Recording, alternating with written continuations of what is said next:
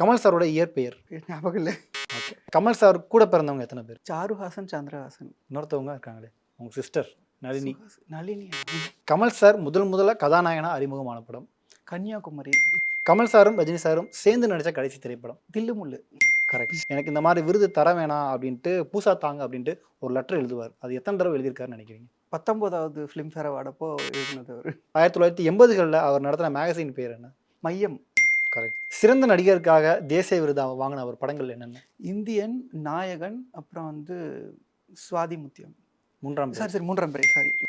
மெட்ராஸ் பாஷை கமல் சாருக்கு பேச பயிற்சி கொடுத்தவர் யார்? லூஸ் மோகன். கரெக்ட். உலக நாயகனுக்கு முன்பாக கமல் சாருக்கு இருந்த அடைமொழி?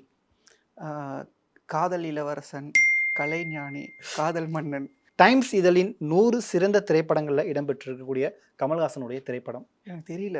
பேராமா இருக்கும்னு நினைக்கிறேன். நாயகன். நாயகன்.